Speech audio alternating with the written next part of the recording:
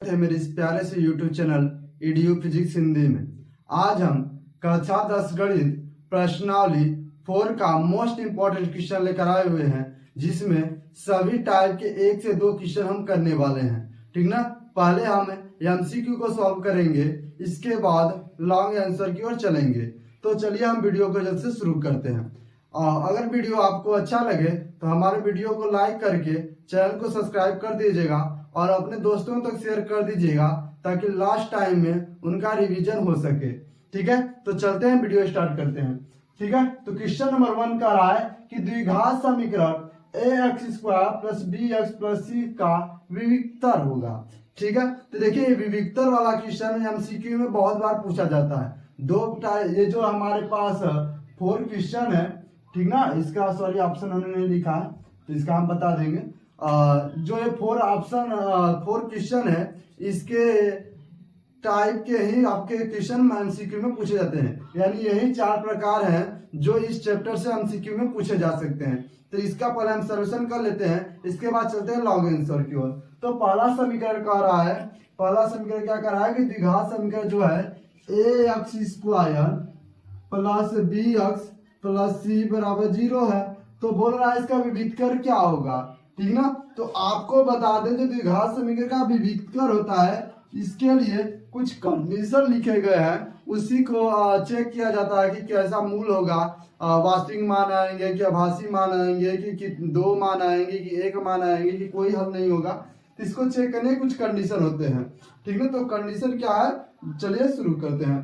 तो देखिए आप जानते होंगे जो d इक्वल होता है b² माइनस 4ac। ठीक है, d इक्वल माइनस 4ac एक फार्मूला है। तो जो b² माइनस 4ac है ना, यही विविक्तर है। क्या है, विविक्तर। तो जब d जो होगा ये 0 से बड़ा होगा, 0 से बड़ा होगा तो 2 वास्तविक मान प्राप्त होंगे, 2 मान मिलेगा। ठीक ना, अगर d जो होगा इसके बराबर होगा, 0 के बराबर होगा तो 1 मान मिलेगा। और जो d होगा ये 0 से अगर छोटा होता है तो कोई मान नहीं मिलेगा। ये कंडीशन होता है। तो इसको अगर आप याद रखे रहेंगे तभी आप इस चैप्टर को आसानी से कर पाएंगे। तो कह रहा है कि ax² plus bx plus c का विविक्तर क्या होगा। तभी हम बताए जो विविक्तर होता है d बराबर होता है b² माइनस 4ac। तो b² minus 4ac option number 1 correct होगा। ठीक है, आगे चलते हैं। तो नेक्स्ट क्वेश्चन का है समीकरण 2x² क्या कह रहा है, 2x² minus 5x plus 4 equal 0 के मूलों की प्रकृति होगी। यानी कैसा मान प्राप्त होगा, वास्तविक, आभासी की कोई हल नहीं होगा। तो इसको चेक करना है। इसको चेक कैसे कर सकते हैं, तो इसी कंडीशन से हम चेक करेंगे। ठीक है, इस चैप्टर में अगर कोई इंपॉर्टेंट फार्मूला है तो यही फार्मूला है, d equal b² minus 4ac। सारा तिथिमा जो है इसी से समाप्त किया जा सकता है। तो देखिए बोल रहा है कि मूलों की प्रकृति कैसी होगी। तो यहाँ पर हम चेक करेंगे d इक्वल, तो d इक्वल b² होता है। फार्मूला क्या होता है, b² माइनस 4ac। तो b की मान देखिए यहाँ पर जो b है हमारा वास्तविक समीकरण होता है ax² plus bx plus c। तो देखिए x से x कट जाएगा, b के स्थान पर क्या आ रहा है -5। तो b की वैल्यू कितनी हो जाएगी, -5² माइनस 4 इंटू a की वैल्यू कितनी है 2, a की वैल्यू कितनी हो जाएगी 2 और c की वैल्यू 4। तो 25 और यहाँ पर हो जाएगा 4 गुना के 8 चौके 32। तो यहाँ पर देखिए जो d की वैल्यू आ रही है, d की वैल्यू कितनी आ रही है, तो माइनस में आ रही है। d की वैल्यू कितनी आ रही है, -7 आ रही है। यानी कि जो d की वैल्यू है ये छोटी होगी। ठीक ना, ये कंडीशन हो रही है। क्या हो रही है, 0 से छोटी, यानी कोई हल नहीं। क्या, कोई हल नहीं। आंसर क्वेश्चन नंबर 2 का ऑप्शन नंबर 4 सही होगा, कोई हल नहीं। यानी इसका ना 1 मान आएगा ना 2 मान आएगा, इसका मान ही नहीं निकाला पाया जा सकता। नेक्स्ट सवाल है, यदि समीकरण x² minus 4x plus a का कोई मूल नहीं है, कोई मूल नहीं है तो a का मान क्या होगा। क्या कंडीशन है कि a का कोई मूल ना है। तो इसके लिए हमने हमारे पास 2 दिया है, 4 दिया है। ठीक ना।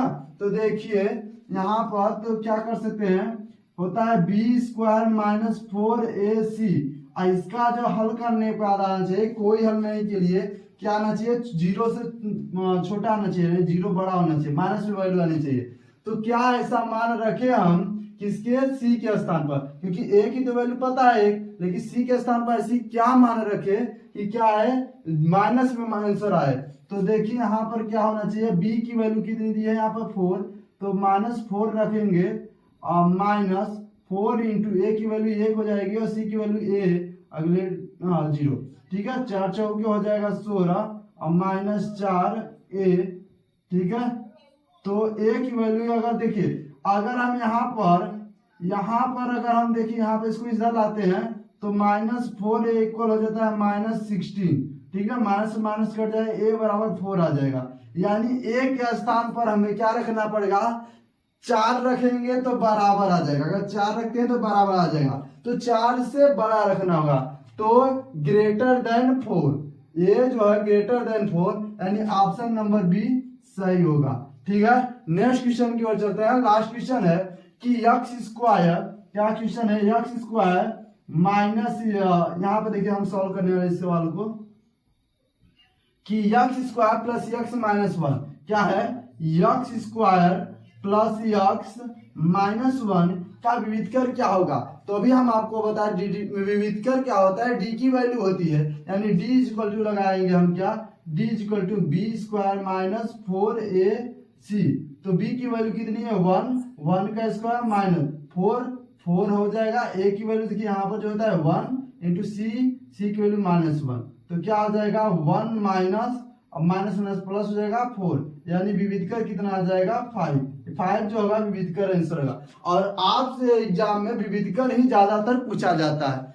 आई होप कि समझ में आ गया होगा। ये 4 टाइप के रहे आपके MCQ। अब चलते हैं हम लॉन्ग क्वेश्चन की ओर, जो आपके एग्जाम के लिए बहुत ही महत्वपूर्ण होंगे।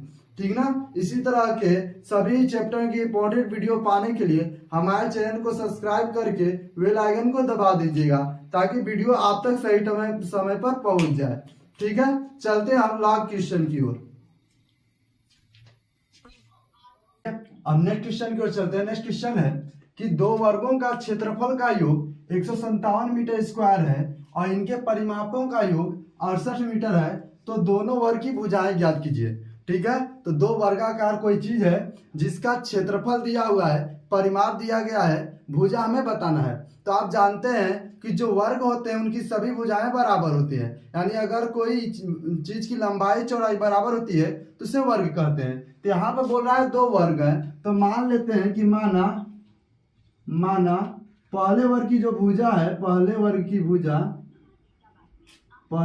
की भुजा x मीटर तथा दूसरे वर्ग की जो भुजा है, दूसरे वर्ग की भुजा y मीटर है। ठीक है, ये हम मान लेते हैं कि पहले वर्ग की भुजा x मीटर और दूसरे वर्ग की भुजा y मीटर है। तो अब हम जानते हैं कि वर्ग का क्षेत्रफल बराबर क्या होता है, वर्ग का क्षेत्रफल का फार्मूला क्या होता है, तो वर्ग के क्षेत्रफल का फार्मूला होता है a स्क्वायर, यानी भुजा का स्क्वायर। तो यहाँ पर पहली भुजा x हो गई, दूसरी भुजा y हो गई। ठीक है, तो कह रहा है 2 वर्गों की भुजा के क्षेत्रफल का योगफल, यानी कि प्रश्नानुसार अगर हम करें, अगर करें तो यहाँ पर ध्यान दीजिए कि पहले वर्ग की जो भुजा है वो x है, तो उसका क्षेत्रफल कितना हो जाएगा x स्क्वायर, और दूसरे वर्ग की भुजा जो y है इसका क्षेत्रफल कितना हो जाएगा y स्क्वायर। और बोल रहा है सवाल कि इनका योगफल यानी जोड़ दिया जाए तो कितना हो जाता है 157 हो जाता है, 157 हो जाता है। आई बात समझ में। अब चलते हैं नेक्स्ट कंडीशन की ओर। तो नेक्स्ट कह रहा है कि इनके परिमापों का योगफल जो है 68। तो परिमाप क्या होता है, वर्ग का परिमाप। तो वर्ग का जो परिमाप होता है वो होता है 4 गुणित भुजा यानी 4a। ठीक है, तो देखिए कह रहा है कि इनका जो भुजा है पहले वाले का वो x है, तो परिमाप कितना हो जाएगा 4x अब प्लस। अब जब बोल रहा है ये दूसरी भुजा जो y है, इसका परिमाप कितना हो जाएगा 4y। और इन दोनों के जोड़ने के पर कितना आ जा रहा है 68 आ जा रहा है। कितना आ जा रहा है? 68। तो यहाँ पर देखिए हम यहाँ से 4 कॉमन ले लेंगे, 4 कॉमन लेंगे तो x प्लस वाई बचेगा, और यहाँ पर कितना बचेगा? 68 में से अगर 4 कॉमन लेते हैं तो 4 कॉमन बनने के बाद 17 हो जाएगा। ठीक है, तो 4 से 4 का डिवाइड हो जाएगा, x प्लस वाई इक्वल कितना आ जाएगा? 17। इसे हम इक्वेशन 2 बना लेते हैं, इसे इक्वेशन 2 बना लेते हैं, या तो यहाँ से y की वैल्यू हम निकाल लेते हैं। तो y की वैल्यू निकाल लेते हैं, y इक्वल कितना हो जाएगा? 17 माइनस x। इसे हम इक्वेशन 2 बना लेते हैं। ठीक ना। अब इक्वेशन 2 जो है, इक्वेशन 2 को हम इक्वेशन 1 में पुट करते हैं तो क्या हो जाएगा? ध्यान से देखिएगा। तो x स्क्वायर था, x स्क्वायर रहेगा, लेकिन y स्क्वायर की वैल्यू कितनी हो गई है? 17 माइनस x। तो y के जगह पर क्या हो जाएगा? 17 माइनस x का होल स्क्वायर इक्वल टू 157। ठीक है। अब यहाँ पर देखिए, इसको हम हल करेंगे तो यहाँ पर x स्क्वायर हो जाएगा प्लस 17 का, आप देखिए यहाँ a माइनस बी का होल स्क्वायर का फार्मूला अप्लाई होने वाला है, तो यहाँ पर हो जाएगा 17 का स्क्वायर 289 माइनस 2ab होता है, यानी कि 34x and then x square equal 157। ठीक है। अब यहाँ पे देखिए x स्क्वायर प्लस है तो 8 हो जाएगा, तो x स्क्वायर, और इसके बाद आ जाएगा यहाँ पे देखिए 34x माइनस में, तो माइनस 34x प्लस 289। अब 157 को जब हम पहचानता करेंगे तो माइनस 157 इक्वल कितना हो जाएगा? 0। ठीक है। तो यहाँ से देखिए x square minus 34x plus यहाँ सॉरी 2x स्क्वायर हो जाएगा, 2x स्क्वायर, और यहाँ से हो जाएगा 132। ठीक है, प्लस आएगा। अब यहाँ से 2 कॉमन लेने वाले हैं हम, तो x इक्वल 0 है, x square minus 17x and then यहाँ पर हो जाएगा प्लस 66 इक्वल 0। तो हमारा फाइनली जो द्विघात समीकरण बन रहा है 1x square minus 17x plus 66। अब इसका हमें ऐसा खंड करना है, इसका ऐसा खंड करना है ताकि गुणा करने पर जो है 66 आए, गुणा करने पर 66 आए और जोड़ने पर 17। ठीक है। तो देखिए 11 का जब 6 से हम गुणा करेंगे तो 11 6 का 66 हो जाएगा, और 11 में जब 6 ऐड करेंगे तो 17 हो जाएगा। तो यहाँ पर हमारा खंड बनता है 11 एंड 6। तो x स्क्वायर माइनस, अब यहाँ पर देखिए माइनस तो लिख ले, लेकिन 17 को हम क्या लिख सकते हैं? 11 plus 6 then x plus 66 equal 0। यहाँ से देखिए हम कर लेंगे x स्क्वायर माइनस 11 का x से मल्टीप्लाई करेंगे तो 11x then plus minus minus 6x plus 66 equal 0। अब यहाँ पर देखिए दोनों में x कॉमन है तो x को हम कॉमन बना लेंगे तो x माइनस 11 हो जाएगा, और यहाँ पर देखिए माइनस 6 कॉमन बन जाएगा, माइनस 6 कॉमन ले लेंगे तो x प्लस 11।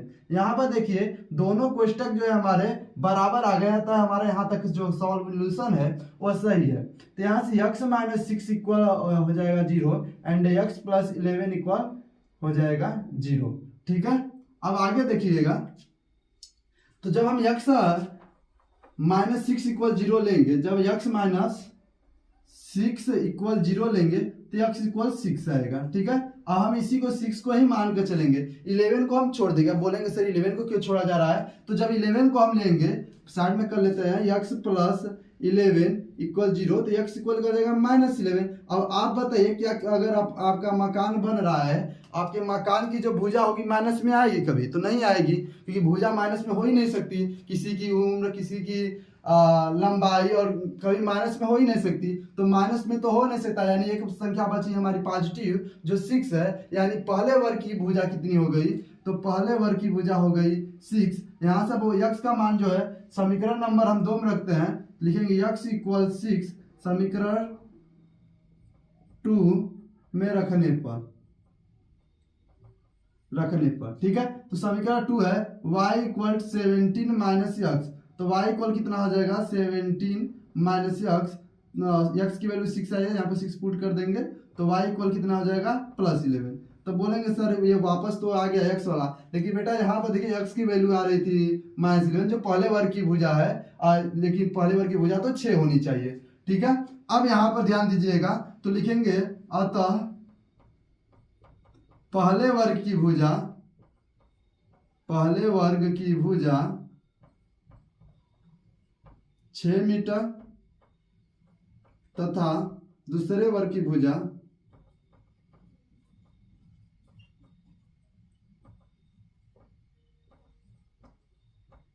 11 मीटर होगी। ठीक है, अब चलते हैं नेक्स्ट क्वेश्चन की ओर। अब नेक्स्ट क्वेश्चन की ओर चलते हैं। नेक्स्ट क्वेश्चन है, दो वर्गों का क्षेत्रफल का योग 117 यदि उनके परिमापों का अंतर 12 मीटर है तो दोनों वर्ग की भुजाएं ज्ञात करिए। यह जो क्वेश्चन है पिछले क्वेश्चन की भांति है, तो पिछले क्वेश्चन की भांति इसलिए इसे हम होमवर्क में दे देते हैं, आप इसे कर लीजिएगा अपने से। अगर नहीं आता है तो कमेंट बॉक्स में कमेंट कर लीजिएगा सॉल्यूशन, हम इसका सॉल्यूशन भी प्रोवाइड करा देंगे।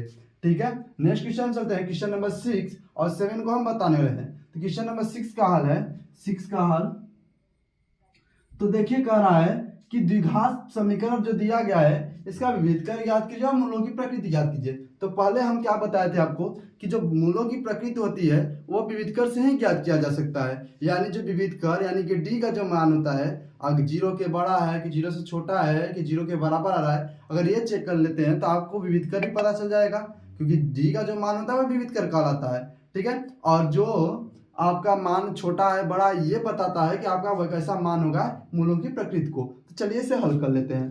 तो यहाँ पर लिखेंगे समीकरण पहले एक बार लिख लेते हैं, 4x square minus 6x plus 5 equal 0।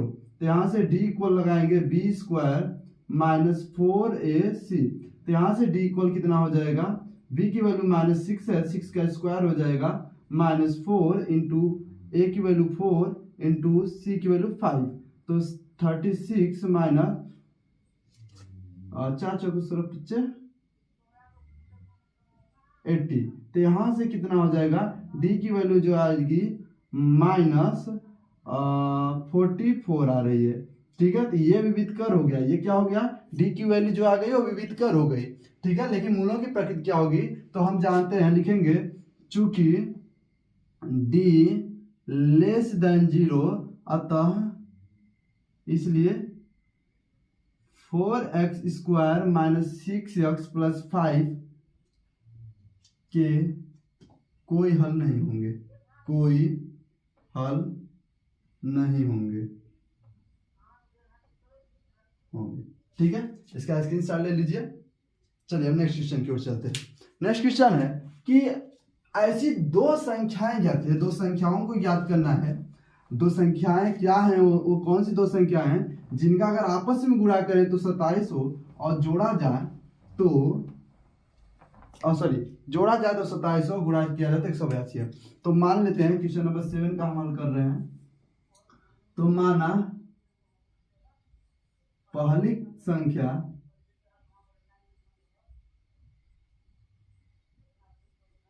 x तथा दूसरी संख्या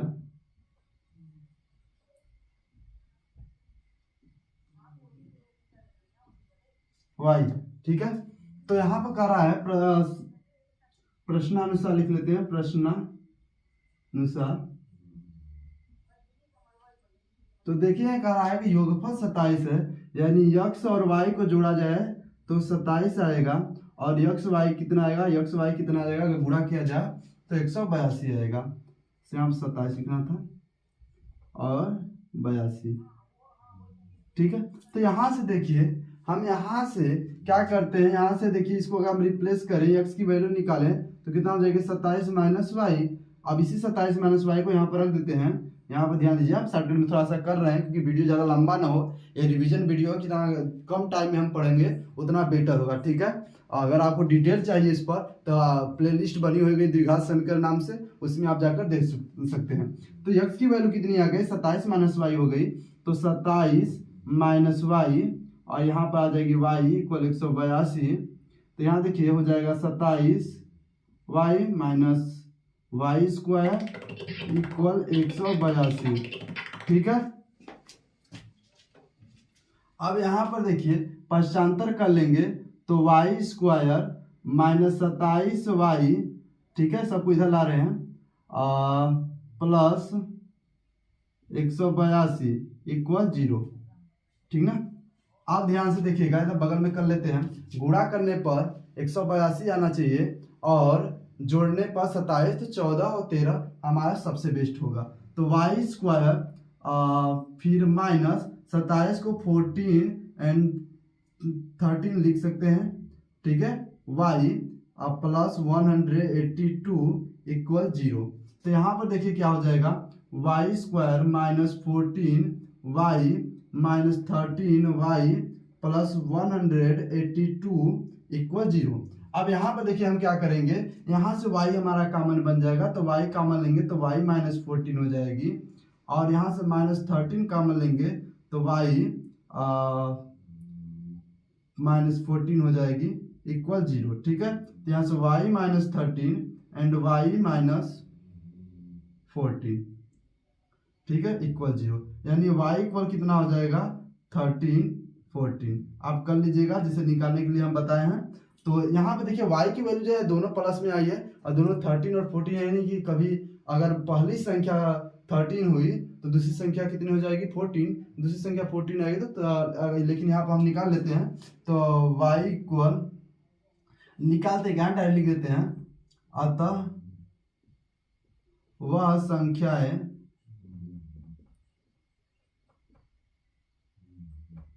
थर्टीन 14 होंगी, ठीक है, क्योंकि अगर हम इस 13 को यहाँ पर पुट करेंगे तो x की वैल्यू 14 आएगी, अगर यहाँ पर कितना 14 को पुट करेंगे तो 13 आएगी, यानी x की वैल्यू भी 13 14 आएगी और y की वैल्यू भी 13 14 आएगी। तो मतलब वह संख्या जो होगी 13 14, अगर x की वैल्यू 13 आती है तो y 14 आएगी, ऐड करने पर 27 हो जाएगा। अगर 14 आती है x की वैल्यू तो y की वैल्यू 13 आएगी, तो दोनों को ऐड करने के बाद 27 आ जाएगा। आई होप कि वीडियो अच्छा लगा होगा। वीडियो अच्छा लगा हो तो चैनल को सब्सक्राइब करके बेल आइकन को दबा लीजिएगा और अपने दोस्तों तक शेयर कर दीजिएगा, ताकि उन्हें भी फास्ट रिवीजन का कुछ फायदा मिल सके।